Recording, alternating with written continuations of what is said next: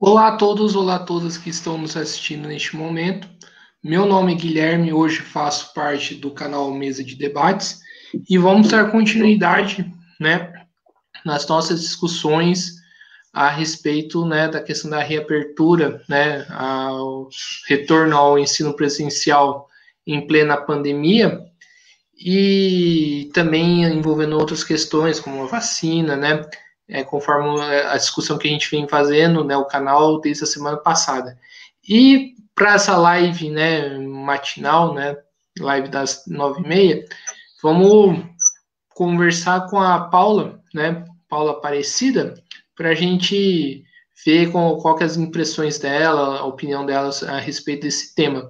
Paula, antes da gente começar, por favor, se apresente. Meu nome é Paula Aparecida, como que já disse. Eu atualmente eu estou como co-deputada na mandata ativista, né, uma mandata coletiva de deputado estadual. Sou filiada ao PSOL.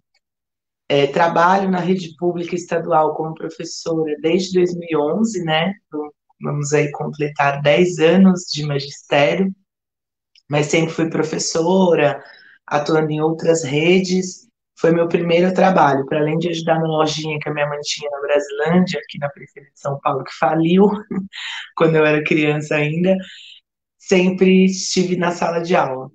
E na periferia da Zona Norte de São Paulo, né, sempre também na mesma região. Hoje eu moro na Brasilândia, na casa aqui junto com toda a minha família, desde que minha avó faleceu ano passado, em maio.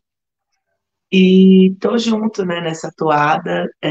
A nossa mandata, a partir da minha codeputância, a gente está investigando bem o que está acontecendo nas escolas, a gente está juntando bastante material, a gente tem um site que vocês podem entrar online, se vocês conhecerem casos, histórias, professores, alunos, comunidade, juntando essas denúncias tanto para processar o governo, mas para tirar elas do silenciamento, do apagamento aí do PSDB de tantos anos. E conheço o Gui da militância, a gente militou junto no organização, o MRT, a LERC, né? E a gente atuou junto em professores da Zona Norte, então temos muita história aí. Sim. Paula, para começar, para quem estiver assistindo a gente agora ou depois, conta aí como está a situação do ensino público hoje. Nossa Senhora. Olha, eu acho que a situação do ensino público, ela precisa de tempo, e de pessoas qualificadas para estudar e entender o grande projeto da burguesia nacional para o ensino público no Brasil, que é um projeto de precarizar a organização desse ensino para ele ser ultra voltado para o trabalho precário. A gente entende que o Brasil, na divisão internacional do trabalho, ele não cumpre um papel de produzir tecnologia, muito pelo contrário. Inclusive, todos os últimos governos, desde a redemocratização, incluindo ainda o PT, o Lula, foram governos que investiram é, nessa, nesse talento nacional para a indústria primária, né? Nem para a indústria, né? Mas para commodity, soja, infelizmente animais não humanos. Então, o governo Bolsonaro, junto com o Temer, não foge dessa toada de garantir reformas educacionais que formem para o trabalho precário, né? Isso é uma toada nacional. Combinado com isso, você tem um avanço do militarismo no Brasil. Em São Paulo, por exemplo, está sendo empurrado para votar na Lesp hoje, essa semana, uma proposta de escola cívico-militar, né? Que é abrir a possibilidade do Estado de São Paulo dos militares gerirem e darem aula em escolas públicas, né? E é muito louco, porque é uma proposta que coloca os militares sob controle, inclusive, dos professores da rede pública estadual. Os professores daquela escola deveriam ter como chefes militares. Vale lembrar que esse programa já começou no Brasil e não foi pelo Bolsonaro. Ele começou a ser implementado no PT, do Rui Costa, as escolas cívico-militares, né? Para a gente ver também a contradição dessa esquerda que fala contra a linha do fascismo, né, o militarismo, mas na prática implementa essa pedagogia do medo, da vergonha, da precarização, que acha que resolve os problemas estruturais do país de fome, miséria, pobreza, falta de segurança, com violência, né, com repressão. Essa visão casa grande senzala que a esquerda brasileira carrega, né, de vamos lidar com a pobreza generalizada da maioria da população preta e pobre com repressão. Isso é um resquício de uma visão escravocrata que a gente tem presente no Brasil. Não existe nenhum estudo internacional, nenhuma referência ou exemplo em melhora da educação pública com militares no poder. As escolas militares no Brasil, escolas que têm dinheiro, estrutura, elas não são nem de longe as melhores escolas, nem comparando com a particular, nem comparando com as escolas públicas. Elas não são melhores do ponto de vista daquela qualidade medida pelo Enem, que a gente ainda critica e muito. Então, é parte mesmo desse plano de controle, de dominação, né?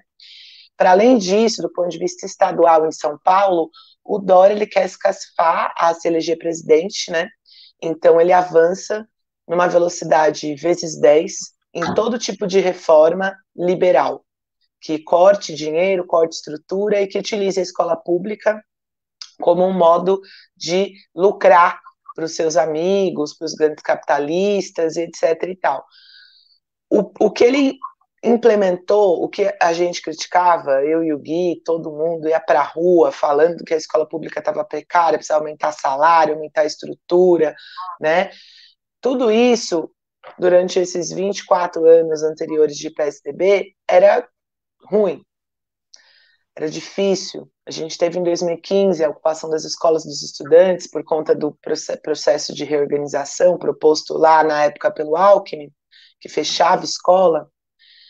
Mas o Dória, ele é um passo a mais. Eu costumo dizer que o liberalismo, né, o liberalismo tradicional, propunha privatizar, né, e fazer reformas que pudessem abrir esses espaços para a iniciativa privada. Para a iniciativa privada se utilizar do direito, né, ao serviço público, do direito à educação, à saúde, para mais um espacinho de lucro. Vale lembrar que desde a crise de 2008, a burguesia ainda não se recuperou, então o objetivo dela mesmo é cavucar cada vez mais espaços que possa, né, aumentar o seu lucro, girar o seu capital. Isso era o PSDB antes Dória. Pós-Dória, o neoliberalismo aqui no estado de São Paulo assume um caráter mais, vamos dizer assim, depredador. E o que o Dória propôs no início do seu governo foi a extinção de várias empresas públicas. Não é mais privatizar, é acabar com elas, né? Acabar com a empresa oficial, acabar com o Instituto de Terras, o Instituto Florestal, né? Várias empresas, CDHU, EMTU, né? E CDHU, para quem não conhece, cuida da habitação popular, né? As Coabs, etc. E tal. EMTU, do transporte metropolitano, intercidades. Você vai de Osasco para São Paulo, você vai de São Paulo para Mogi, né? E várias empresas. Dória já fez 2 projetos na casa. O primeiro foi logo no início da gestão dele, em março. O primeiro projeto a ser votado na LESP naquela legislatura foi o 001, era extinção de 10 empresas públicas. E isso na escola pública significa o quê? De maior participação, controle dos institutos internacionais e liberais e patrocinados pela iniciativa privada de educação. Instituto Ayrton Senna, Fundação Lehman. Esses são os principais que hoje sentam na mesa do governador para criar uma nova forma de gestão da escola. Então, hoje, vou dar um exemplo de coisas bizarras que, com a gestão Dória, começaram a ser feitas. Existe a prova bimestral do Saresp, né? Aquela provinha que você dá para avaliar os alunos, para preparar eles para o Saresp. A partir da gestão Dória, começou um processo que é assim, o governo precisa saber né, porque é o controle, né, essa coisa de controlar tudo que está acontecendo na escola, que é impossível, mas eles tentam, qual questão cada aluno está respondendo, como cada aluno responde tal questão. Então, a prova tinha 30, 20 questões, 30. Eles orientavam cada professor a pegar cada prova de cada aluno e colocar no computador, assim, manualmente, o nome de fulano. Então, ia lá, abria João da Silva. João da Silva, 1, a questão 1, ele assinalou qual? A, aí eu ia lá, 1A, 2, 2B, 3, 3C. Imagina o trabalho alienado, que não serve para nada para o aluno, não é um trabalho pedagógico, do professor ter que colocar prova por prova, aluno por aluno, questão por questão, o que ele fez no sistema. Né? É usar o computador de uma forma assim, burra. Usar o nosso tempo de trabalho pedagógico, a gente fazer isso no tempo de trabalho pedagógico, que é um tempo para você conversar com os outros professores, bolar uma forma de lidar com os problemas concretos daquelas crianças, discutir o problema daqueles alunos, né? Buscar soluções pedagógicas para aquele ser humano, não ser tratado como número.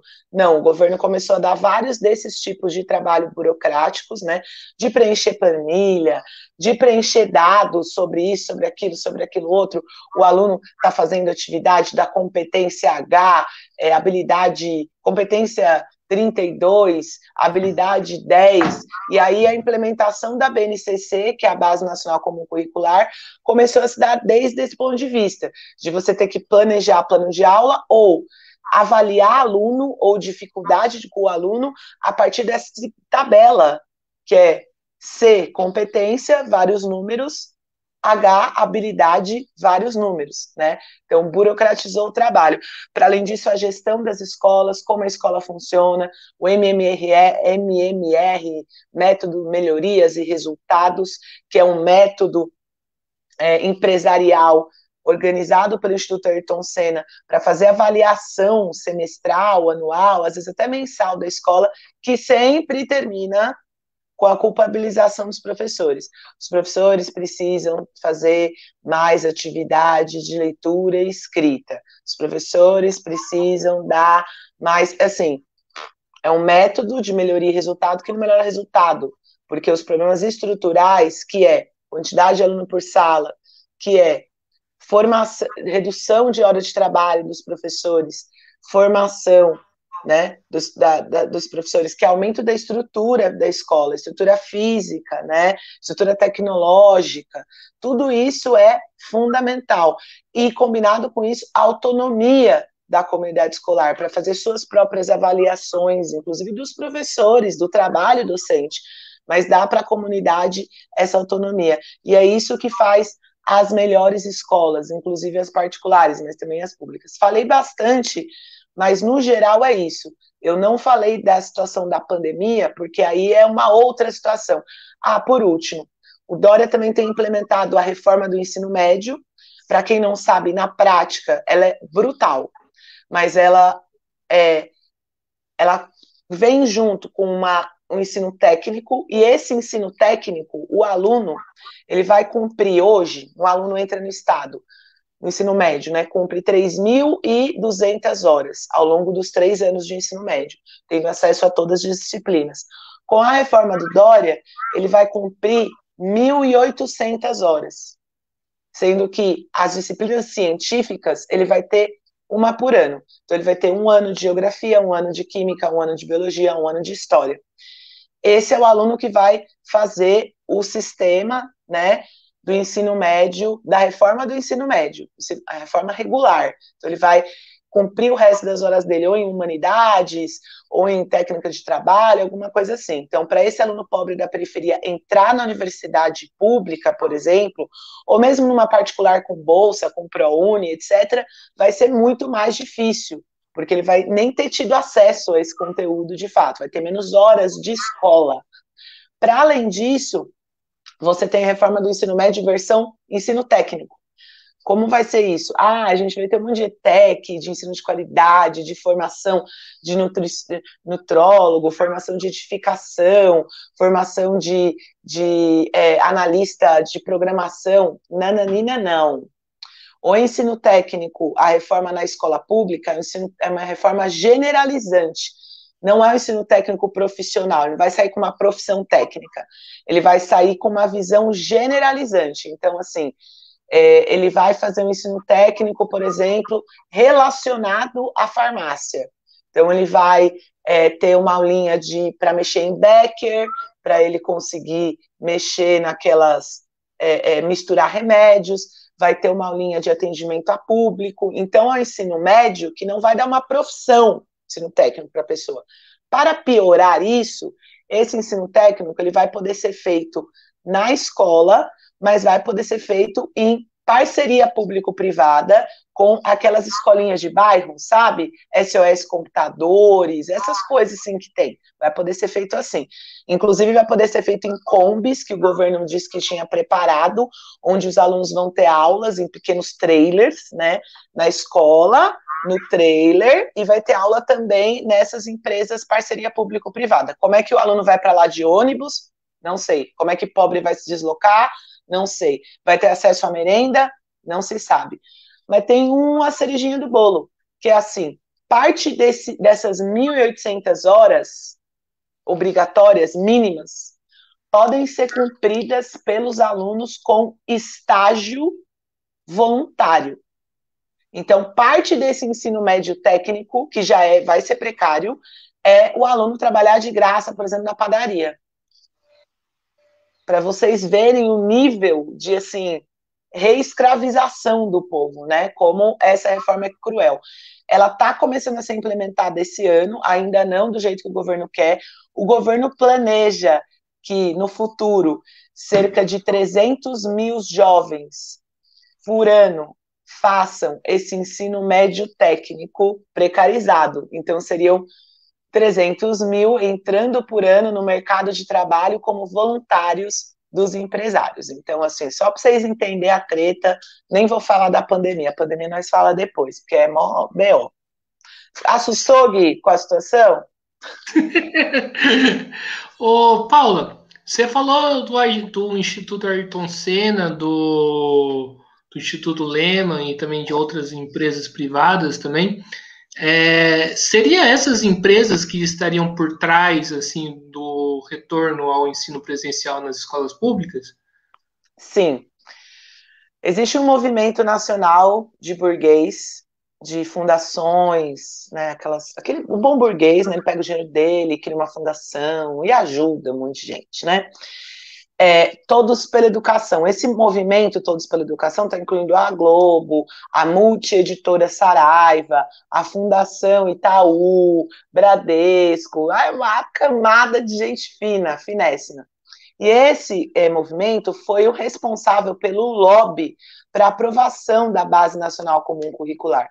Vale lembrar que foi uma luta dos professores das áreas científicas, aí com o protagonismo das humanidades, da filosofia, da sociologia, para manter essas disciplinas no ensino médio. Né? Não sei se vocês lembram que todo mundo falava, vão tirar a sociologia, vão tirar a filosofia, que foi uma conquista, né? Colocar elas como obrigatórias no ensino médio. Esse movimento Todos pela Educação, ele tem pressionado a nível nacional a volta, a abertura dessas escolas, com nenhum compromisso com a estrutura concreta dessas escolas públicas, a vida dos estudantes. A gente tem uma personagem que é uma personagem que flerta com esses movimentos e foi a responsável do BID, do Banco Interamericano de Desenvolvimento. Para quem não lembra, o BID é quem orienta, né, os governos a seguirem a cartilha liberal. Você tem que economizar dinheiro público. Como assim? Economizar para juntar uma poupança para pagar a dívida, né? O BID é o banco que orienta os estados, nação, a você primeiro pegar a parte do seu orçamento para pagar a dívida por os bancos, para os grandes grupos de investimento, e depois dividir com as necessidades da população. Vale lembrar que o Brasil gasta quase metade de tudo que arrecada dos impostos pagando dívida, amortização e juros. Significa que hoje, se a gente quisesse ter o dobro de dinheiro para a saúde pública, não seria tão difícil, era só a gente falar, vamos parar de pagar essa dívida até a gente parar de matar gente, até a gente ter dinheiro, inclusive, para ter vacina, para ter hospital, para ter tudo para todo mundo. No estado de São Paulo, por exemplo, Dória cortou o orçamento da saúde para esse ano, em ano de pandemia, em 800 milhões. Então, ele paga de herói e tira dinheiro da saúde. Se você tem uma demanda a mais hoje, que é vacina, significa que para custear a vacina, se ele mantivesse o orçamento, né? Para custear a vacina, você teria que tirar de algum lugar. Mas agora tem que tirar, sim ou sim. Custeando ou não a vacina, tem que tirar. Então, na prática, hoje, os hospitais públicos que atendem as doenças que as pessoas já têm, eles vão ficar infinitamente mais precários. Então, o movimento Todos pela Educação, Fundação Lima, eu esqueci de falar o nome da pessoa, Cláudia Costin. A Cláudia Costin foi a representante brasileira do Banco Interamericano de Desenvolvimento para a Educação e hoje é a principal figura pública que aparece nos jornais, que escreve para a Folha, que incentiva o movimento de mães burguesas das escolas particulares que queriam abrir as escolas e que estavam assediando moralmente, os professores da rede pública mobilizados, né? Teve até um evento muito triste das professoras da prefeitura estarem em frente à Câmara Municipal e chega um trailer, assim, dessas mães, desse movimento para abrir escola e grita, empurra, chegou a sair várias denúncias, inclusive uma assessora do Gianazzi, que é professora, mas é isso, né? Por que abrir as escolas, né? Por que essa galera quer abrir? É uma combinação de vários fatores. O primeiro é que, de fato, as mulheres mães estão numa situação muito difícil. Elas não estão conseguindo trabalhar, o Estado não dá conta do cuidado das crianças. Em casa, a gente ainda vê uma estrutura muito machista e patriarcal, que ela tem que se responsabilizar individualmente pelo cuidado das pessoas, e ela não está dando conta. As mães, de fato, estão desesperadas. Como trabalhar, né? Como trabalhar fora, como trabalhar de home office, como cuidar dessas vidas em casa. Esse é um problema concreto.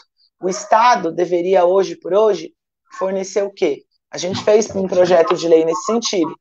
Fornecer uma licença parental, igual a licença maternidade. Enquanto não funciona escola, não funciona a estrutura do Estado para dar conta dessas crianças, essa mãe ou esse pai, alguém dessa família tinha que receber o seu salário para ficar em casa cuidando dessas pessoas, né? Além disso, para as famílias que precisam ainda, a merenda, ter um vale merenda digno, vale merenda no estado de São Paulo, R$ 55, só para as famílias que já eram pobres, cadastradas no CadÚnico antes da pandemia, então devia ser diferente. E um cuidado, uma garantia de cuidado psicológico com essas famílias, com essas crianças, uma assistência social voltada, fortalecida financeiramente e voltada para essas crianças. E os professores, ao invés de darem aula, deveriam ajudar nesse dimensionamento, né? Como assim? Ajudar a entender que criança está comendo, que criança o pai está empregado, fazer um censo das crianças e dos adolescentes. Ao invés de dar aula online que não existe, né?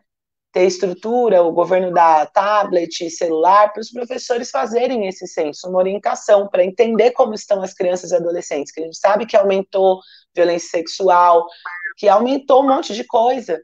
Sei lá o que está acontecendo com essa galera em casa. O Estado precisa dar conta, porque se essa juventude, a gente já está traumatizado, e o trauma ele causa também problemas cognitivos. As crianças com trauma, elas aprendem menos no futuro. Então, significa que hoje a gente tenta ter uma política pública para reduzir esses danos, ou os problemas de aprendizagem que tinham na escola pública vão aumentar, né? Então, esse é um primeiro... Essa burguesia dialoga com uma necessidade real, concreta.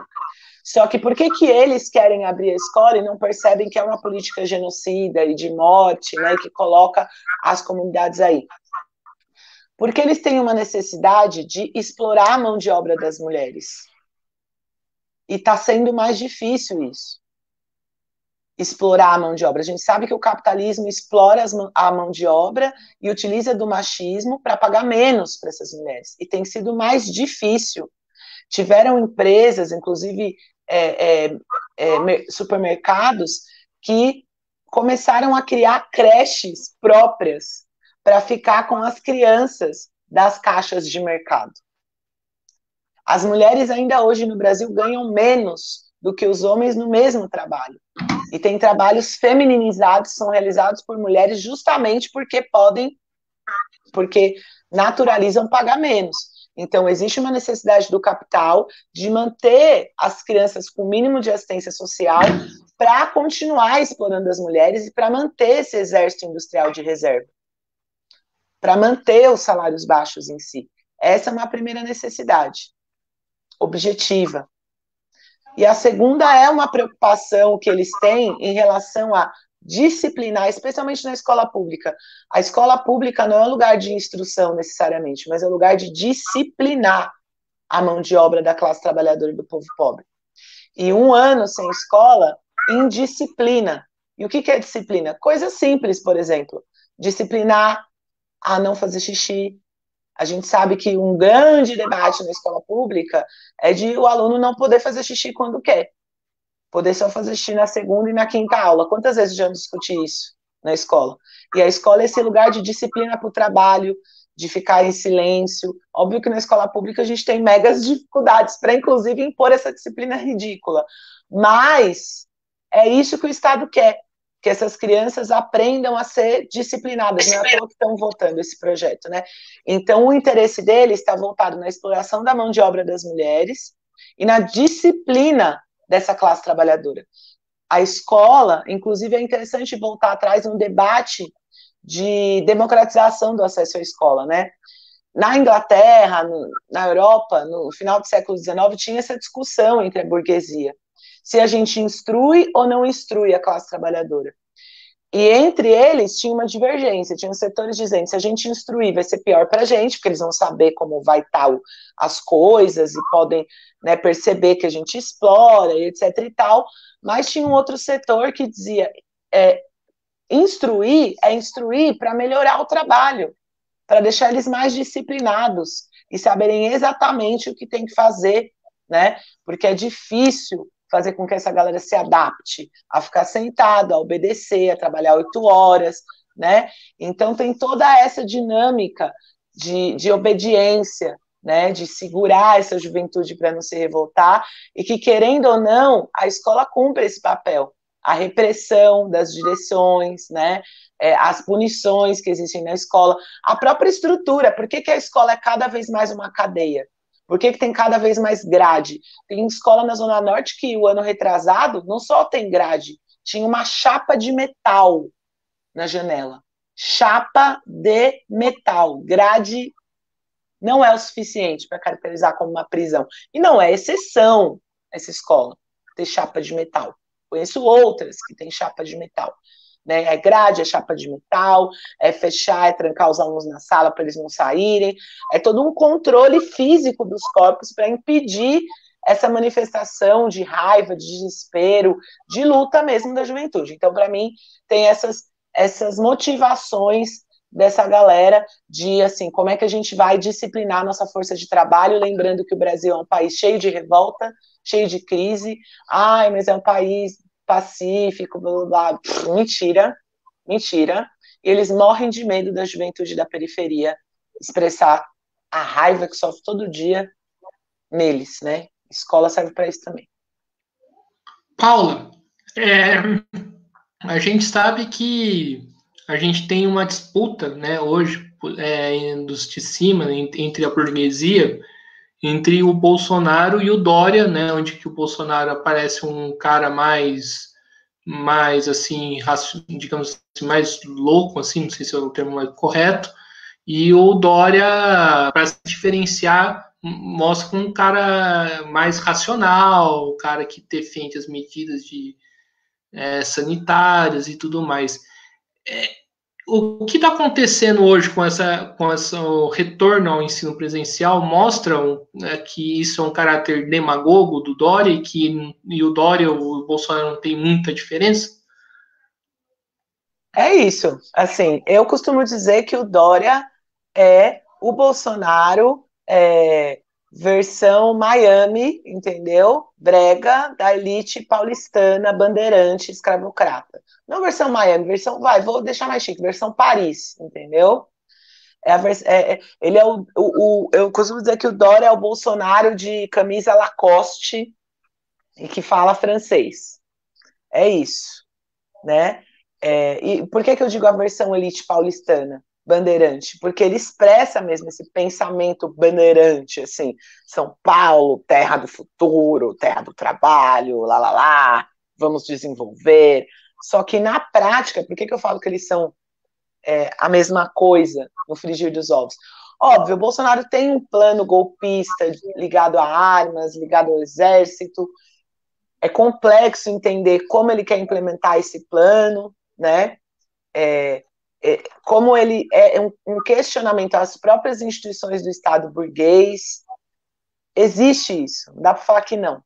Mas aí a gente tem que analisar o que ele expressa como governo na prática. E como governo, o Bolsonaro foi lá e cortou cerca de 20% da saúde, contingenciou, inclusive, partes. O Dória cortou também 20% da saúde. Um é 21, outro é 23, mas é interessante ver como as somas são, como as porcentagens são ali, ó, junto. Parece que eles, né, focaram. O Bolsonaro propõe as escolas cívico-militares. O Dória está apoiando a base de coronéis na Lesp a aprovar esse projeto no estado de São Paulo. O Bolsonaro propõe no discurso que a polícia, que o exército tem que ter liberdade para matar os marginais, mas a polícia que está sob ordem e direção do governo Bolsonaro não foi usada como foi usada em outros governos, inclusive no governo Lula, para reprimir diretamente organizações populares. Vale lembrar que o governo Lula usou a Polícia Federal para reprimir as ocupações de reitoria durante a sua proposta de reforma universitária lá em 2004, 2005, acho que foi 2005, se eu não me engano. Então, a reitoria da UFBA, de várias universidades federais no Brasil, foi desocupada violentamente pela Polícia Federal. No governo Bolsonaro, a Polícia Federal não foi usada com esse caráter. O Exército também não foi usado para pacificar periferia, abertamente. A gente não viu essas denúncias, né? O governo Dória, ele teve um aumento de mais de 20% nesse ano de pandemia dos assassinatos de policiais. A polícia no estado de São Paulo conseguiu bater o recorde de matar mais gente num ano de 2020 que teve lockdown do que em 2019. Então, quando a gente vê na prática, quando a gente fala da política de genocídio do povo preto, o Dória, ele é pior do que o governo Bolsonaro. Ele implementa o aumento do genocídio e a esquerda, os setores progressistas naturalizam o silêncio em relação ao que a Dória faz. O silêncio. O Dória conseguiu aprovar a reforma da Previdência na Lesp, que na Lesp os deputados aliados do Bolsonaro, Douglas Garcia, o carteiro La Reaça, toda a base bolsonarista dizia, poxa, se fosse a reforma do Bolsonaro, a gente aprovava, ela é muito pior. Mesmo assim, o Dória conseguiu aprovar essa reforma, com luta, com bomba, com bala de borracha, com polícia reprimindo, batendo em professor. A gente não viu isso acontecer em Brasília. Essa repressão aos atos e mobilizações que aconteceram lá. Inclusive, a gente viu que a reforma federal foi menos pior do que a reforma aprovada no estado de São Paulo. A reforma aprovada no Estado de São Paulo aumentou a contribuição, ela tirou dinheiro. Hoje, o professor da rede pública, vale pensar isso, que é interessante, porque o Dória não só aprovou a reforma da Previdência para aumentar, não é só o tempo, a idade, é tirar hoje dinheiro de quem hoje está trabalhando no serviço público. E a gente sabe que o serviço público é a sua maioria professor e agente da saúde. A maioria dos prestadores de serviço público não é o procurador, nananã, é o cara que está na base. É a mulher que está na base. Inclusive a mulher, porque esses serviços são prestados por mulheres. O Dória aprovou o PL 529, que não só pedia extinção de várias empresas públicas, era um PL do capeta, né? Aumentava o valor do imposto na cesta básica. Enquanto o governo do estado de São Paulo está subsidiando gasolina para a empresa aérea, está aumentando o ICMS da cesta básica da população. Esse projeto também aumentava a contribuição dos funcionários públicos no servidor público, o sistema meio que um plano de saúde público, um hospital público que os servidores pagam. Então, na prática, um professor hoje da rede pública estadual, ele perdeu. Professor hoje que tem um filho, 2 filhos e por exemplo, uma mulher, ou uma mulher que tem um marido, ela foi retirado do salário dela, se somar o IANSP com o aumento da aposentadoria, ela está ganhando cerca de 10% a menos. Olha o que eu estou dizendo assim, essa professora, esse professor tinha, sei lá, ganhava R$2.000 bruto, né? Agora, recebia, sei lá, 1.800 líquido. Agora perdeu, R$180. Está ganhando 1.680. O que está recebendo na mão, está recebendo menos dinheiro do que recebia em 2018. A gente sabe que a inflação comeu de lá para cá, inclusive no ano passado de pandemia. Então, o governo Dória, ele tirou dinheiro dos servidores públicos, especialmente da galera da educação e da saúde, para financiar o aumento do pagamento da dívida pública. De 2018 para cá, o governo do estado de São Paulo gastava 17 bilhões com a dívida, ele está gastando 20 esse ano e propôs para 2021, gastou 20 em 2020 e propõe para 2021 21 bilhões. Como é que você, com a sua família passando fome, morrendo de doença, desempregada, você vai lá e fala, vou aumentar o dinheiro que eu pago para o banco. Devia não pagar, porra nenhuma, mas ao invés de não pagar, ele está aumentando essa porcentagem. Então, assim, esses são alguns elementos do governo Dória, né, sobre privatização, extinção de empresa pública. Qual empresa o governo Bolsonaro conseguiu privatizar até agora? Eu posso contar várias que o governo Dória conseguiu. Extinguir, nem privatizar. Então, o fim da estrutura mínima de direito social, CDHU, habitação, EMTU, transporte público, Instituto Florestal, que cuida do resto de floresta que tem no estado de São Paulo, Fundação Parque Zoológico, Hospital do Câncer, que ele quis privatizar, não conseguiu, mas falou que vai tentar de novo. Tem outras estruturas ao longo do estado que estão sofrendo isso, né? A Implaza, que era uma empresa pública que controlava cientificamente a ocupação do território. Várias, inclusive, empresas públicas relacionadas à inteligência estatal sobre o meio ambiente. O Dória privatizando áreas de proteção ambiental. Então, assim, é uma política tão genocida quanto o Bolsonaro, mas na prática ela é mais eficiente, então ela é mais genocida, porque consegue aprovar o fim das estruturas de Estado de bem-estar social, combinado com um plano de transferir mais renda para os capitalistas, né? E de maior controle da população e de maior morte, mais assassinato pela polícia. O Bolsonaro não tem base, é um governo de crise, apesar das intenções de querer aprovar o capeta, não consegue. Então, colocar o Dória nessa posição de herói, o que o Dória vai fazer com o Estado brasileiro se ele chegar à presidência?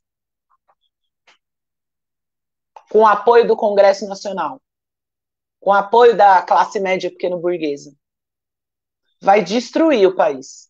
O que o Bolsonaro de pior pode fazer com o Brasil é criar sua milícia de, pseudo-polícia, pseudo-militar. Isso é o pior que ele pode fazer, enquanto presidente. A gente sabe disso, porque ele não tem apoio para muito mais.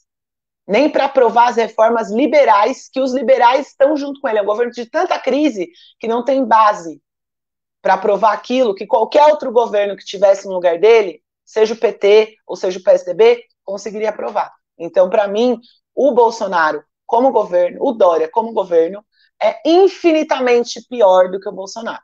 A questão é, a figura do Bolsonaro é uma figura golpista. Em que medida ele estar na presidência favorece essa facilidade dele armar esse golpe. Mas a gente está falando de política pública.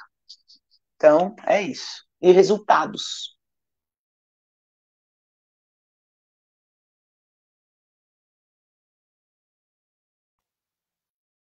Fala um pouco, Não um estou te pouco do ensino. escutando. Agora eu liguei o microfone. Você falou do ensino remoto. Eu queria que você falasse um pouco da situação dos professores, como está sendo lidar com o ensino remoto, né? Tanto para os professores e tanto para os alunos.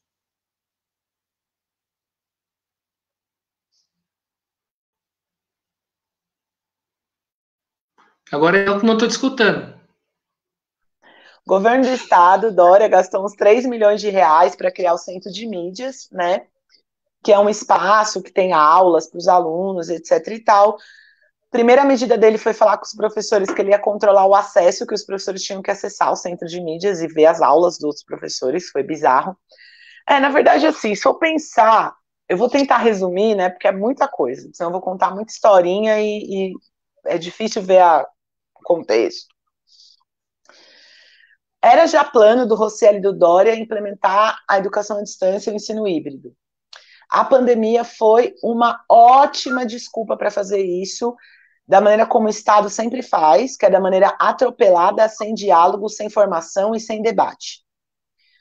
Então é tipo, pá! Sabe aquele trator em chamas que você vai acelerando, matando, levando, tudo que tem pela frente, né?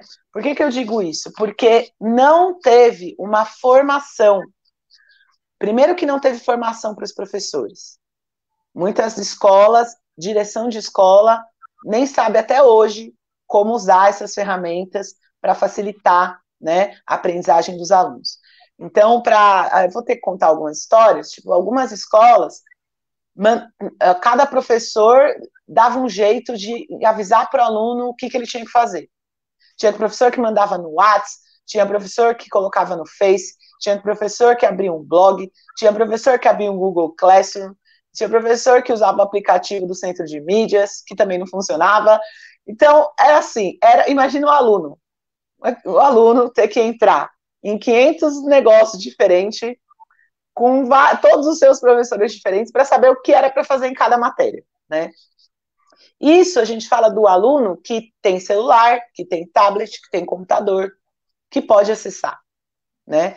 Vale lembrar que, assim, pega uma família que tem 3 filhos, que é uma coisa normal na escola pública. Quantos computadores essa família tem? Se essa família for abastada o suficiente para ter um, significa que essas 3 crianças vão dividir. Se essa família for abastada o suficiente para ter um, e os pais precisarem usar, ou a mãe, alguém para home office, como é que essas crianças vão usar? Então, a primeira questão é acesso. Em agosto de 2020, o governo liberou um dado que quase 60% dos alunos da rede pública nunca tinham acessado o centro de mídias. Nenhuma vez. Por quê? Porque não tinha como, né? Não sabia como. Não sabia como e não tinha o aparelho para acessar. Então, o primeiro problema é a maioria dos estudantes da rede pública nunca acessou a plataforma que o governo usou o dinheiro público para criar de educação à distância online, de aulas e orientações online. Dos estudantes que acessaram, ótimos alunos, inclusive, eu tinha uma aluna que era a melhor aluna da sala, ela falou, professora, eu não vou acessar essa merda. Fiz até uma live com ela, eu acessei, eu não entendo nada, as aulas, eles dão umas tarefas para fazer, eu não sei fazer, eu não consigo fazer, e eu não consigo, professora, eu preciso de ajuda. Então tem isso também. Eles orientavam, assim, eles criaram o centro de mídias com um monte de aula e com os exercícios para a criança autodidata. A criança não consegue, o adolescente não consegue, vai desistindo. Meu irmão também falou, eles falam lá umas aulas, um exercício nada a ver, eu não consigo fazer, eu não vou mais fazer. Então, a maioria dos alunos não seguiu as orientações do centro de mídias. Quem seguiu? O aluno, sei lá, gêniozinho. Existiram casos de alunos que estão seguindo, estão se dando bem com isso? Mas é a exceção da exceção da exceção da exceção. Talvez dê 1 ou no máximo 2 alunos por sala.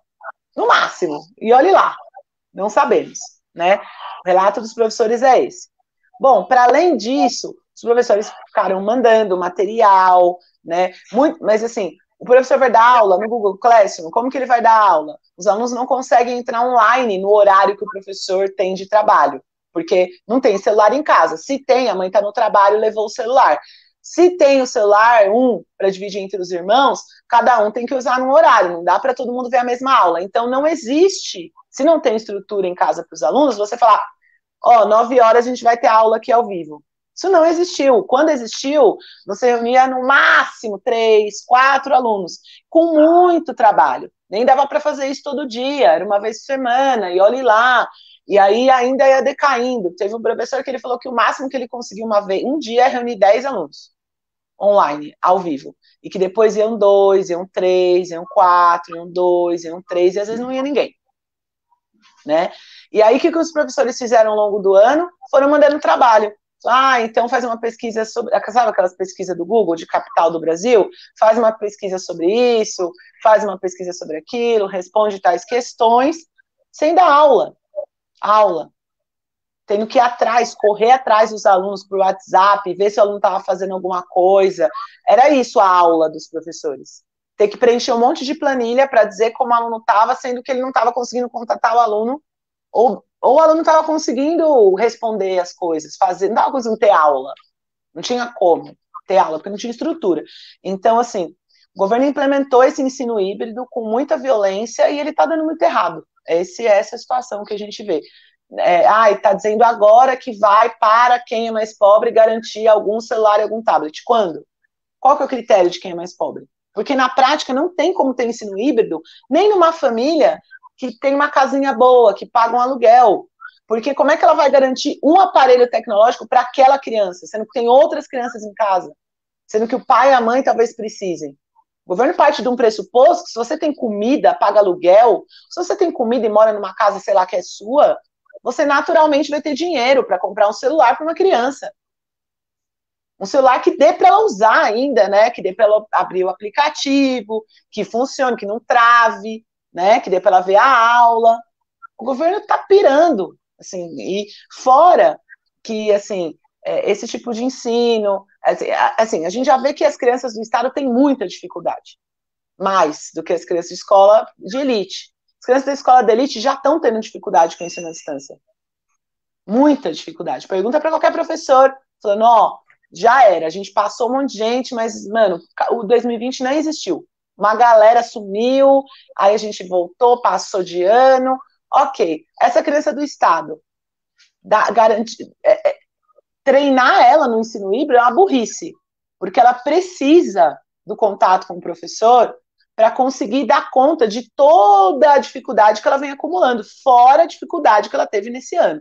Então, assim, é um caos, as crianças estão abandonadas, sem entender nem quem elas são, os professores estão voltando agora, estão falando isso, as crianças de 6º, 7º ano jogaram ano passado fora, e é isso, a gente não sabe como vai acontecer, mas esse ensino à distância, ele é mal organizado, mal feito, mal estruturado, não leva em conta a necessidade da criança, coloca um monte de responsabilidade burocrática em professor, tem direção da escola para professor que está ficando em casa, fala assim, Para a gente controlar que você está trabalhando, você tem que assistir todas as aulas do centro de mídias. Eles estão mentindo, porque eles não conseguem saber se o professor está assistindo ou não.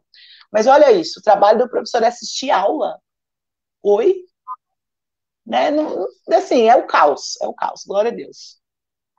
Ô, Paula, para finalizar a nossa conversa, eu queria que você falasse um pouco, né, como que você enxerga a política de vacinação do governo Dória e também passando pela questão do governo Bolsonaro e se a vacinação é fundamental na luta dos professores para o retorno ao ensino presencial.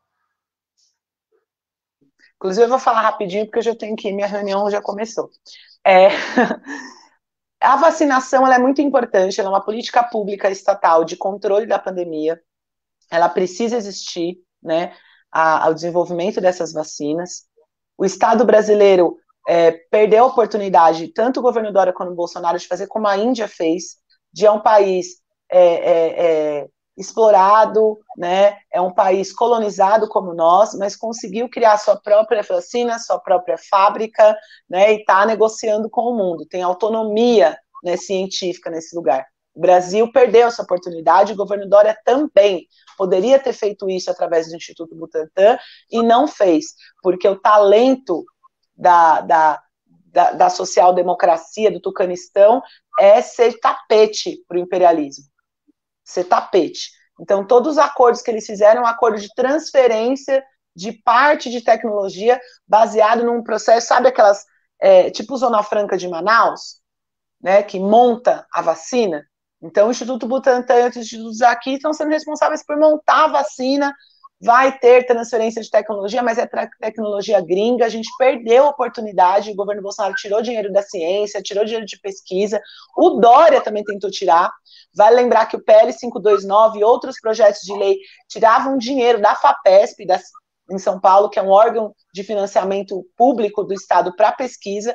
Foi com muita pressão que ele parou de tirar e parou naquelas. Na prática, não parou até o final. Tirou dinheiro, inclusive, da pesquisa aqui. Tirou menos, mas tirou.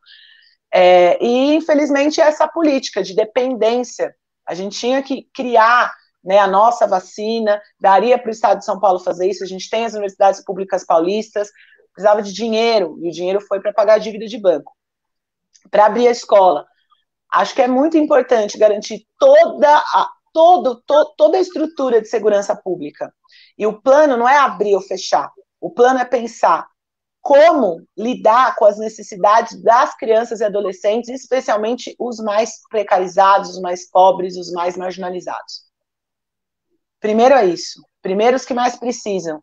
E se precisar abrir a escola para 5% da rede, que seja com um plano de segurança aprovado escola por escola, pelo Conselho da Escola e feito, elaborado por especialistas em saúde pública. Não foi isso que aconteceu. O plano de abertura da escola é qualquer coisa. Cadê o especialista de saúde, igual fizeram no Bandeirantes, que eu contratar lá a galera do Sírio-Libanês para averiguar os espaços da escola? Escola pública já é precária, quem faz o plano de abertura é o diretor, baseado numa orientação genérica do governo do estado. Tem que entender quantas pessoas vão ocupar espaço, quais salas de aula são aptas, se o laboratório, se a biblioteca, e fazer as reformas necessárias, né? Do ponto de vista do geral, a vacinação é imprescindível para combinar, é um plano real e concreto, partindo das necessidades das pessoas, que tem que combinar a vacinação com assistência social, assistência a quem está mais ferrado, essas crianças que estão em casa, pai desempregado, sofrendo abuso. A gente tem que saber o que está acontecendo com essas crianças. Primeiro é isso, para conseguir aplicar uma política pública que lide com as necessidades delas, né? Mas é isso sobre vacina. Sobre vacina, o Dória fala, mas vamos combinar, né? Podia ter feito muito mais e não fez, na prática. Então é isso, né? Paulo, estamos encerrando aqui mais uma entrevista do Mesa de Debates. Primeiramente, quero agradecer, né? E passo para as considerações finais. Opa! Estou muito feliz de estar aqui com o Gui. O Gui é um cara maravilhoso, super espertão, está ocupando esse lugar no YouTube, é muito bom. Consideração final é paz entre nós, né? E guerra aos senhores. Não necessariamente a figura deles, a figura do Dória, a figura do Bolsonaro, porque entra um, sai outro.